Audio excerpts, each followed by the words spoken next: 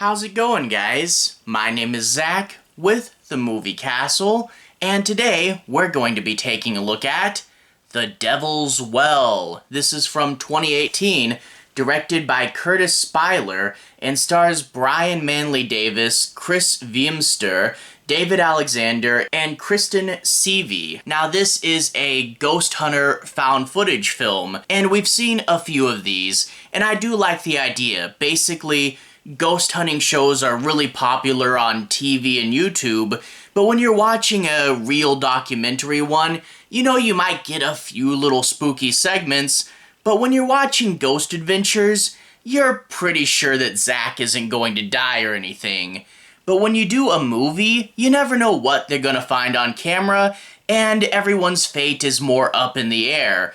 In regards to the ghost hunting subgenre of found footage, obviously things like Grave Encounters or Gonjiam Haunted Asylum are the best of this. This one isn't super special, but it's fun enough, and that's the thing I want to get at, is I will be analyzing and picking at things, but in general, if you guys like ghost hunting shows and you want to go on a little ghost hunt, it does do its job well enough. It was fun to explore the creepy location, learn a bit about the history of the Devil's Well, and to just go through in the dark and maybe a ghost is going to pop out. It's an effective formula. They do it well enough here, even if it's not the biggest and best example of it. I'd say it's a good, lazy Saturday afternoon found footage movie, and maybe I'm the weird one, but there is something to found footage movies where even if I'm not super scared, I can kind of vibe with them.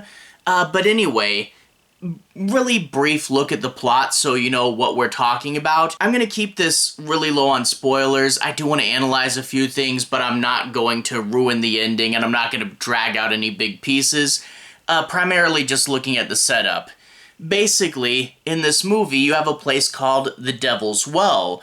It's a well where allegedly, way back in time, a woman threw herself in, and now it's supposedly a portal to hell. They built a big building on top of it, so the well is in this creepy little basement room, and it's become a hotspot for paranormal investigators.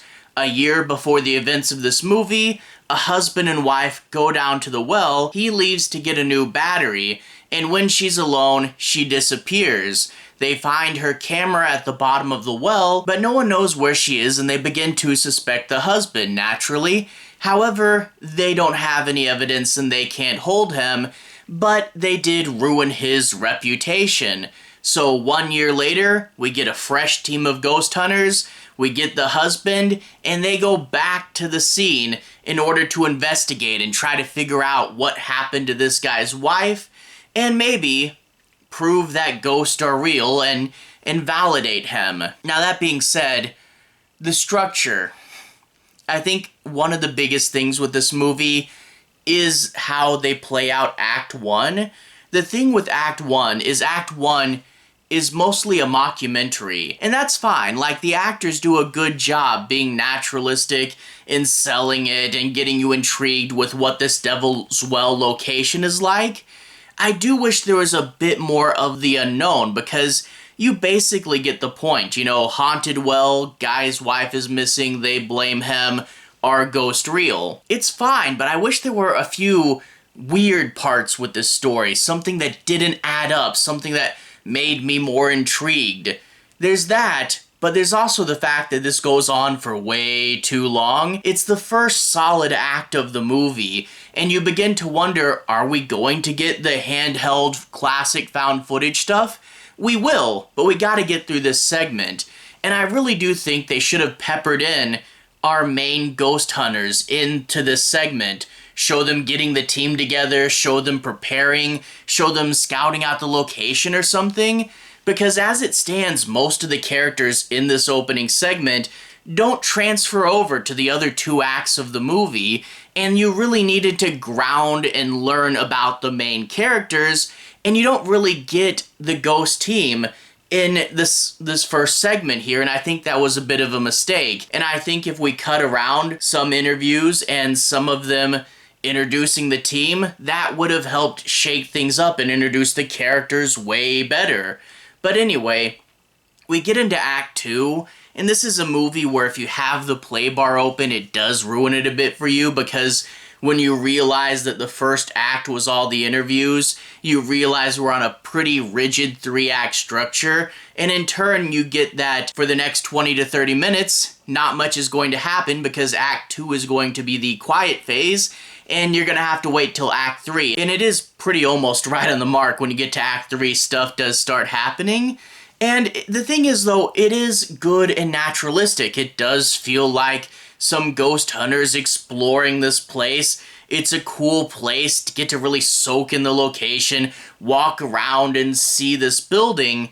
And they do a good job. A few moments are probably improv, and again, it feels real and naturalistic. But this section really should have been about building dread. There should have been a few things that were a little bit hard to ignore, and they really should have found more. Even though this is supposed to be the quiet segment, you really did need to get me more on the edge of my seat, because not much happens. I mean, they have their cool ghost hunting equipment.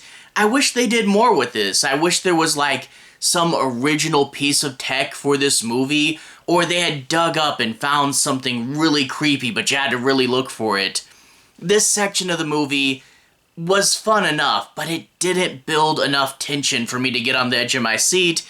And Act 3 I will be super vague about. I will say when you get to Act 3, there are a few interesting plot points that pop up, and a few moments that I'm like, okay, that's an interesting way to take the movie. Again, if I was on the edge of my seat more from Act 2, this would have had a lot more impact. But as it stands, it doesn't. And the thing is with this movie is I was watching it, I was enjoying it. As I said, a good lazy Saturday afternoon movie, but I was never too invested in the characters. Like when you get the characters, you know, it's like, okay, this one doesn't believe, or this one believes in more scientific terms with energy, and this one's the psychic. But I never really felt like I knew them as people. And again, I wish they were more in the first act. And I wish that when they went to the well that it was more ominous. Like, we actually see the footage when she goes missing around the well really early on. The well room's cool enough, but I never felt the sense of dread going in the well room. I wish it was scarier. And I think when you compare this movie to Gonjiam Haunted Asylum, that's a pretty good side-by-side. You can see what they did in one and what they didn't do in the other, and kind of get why one was so tense and crazy. But then again, I of course shouldn't be expecting everything to be a classic. And again, I don't want to tear on this movie too hard. It's not the best. I wasn't super invested and I wasn't super scared, but I did sit there and enjoy a ghost hunting TV show, and I had a fun enough time with it. Not the best thing ever, not terrible, but if you're like me and you kind of just vibe with found footage movies, this is good enough. Anyway though, to everyone who's watched so far, thank you for watching. To everyone who's liked and subscribed, thank you. You really are helping the channel out. I'll leave a relevant playlist on the bottom. This should be my found footage movies playlist. I've talked about things like Paranormal Activity and VHS and Gonjiam. I talked about that one as well. Anyway, have a good day. I'll see you guys again very, very soon. Relevant playlist on the bottom. Have a good day now.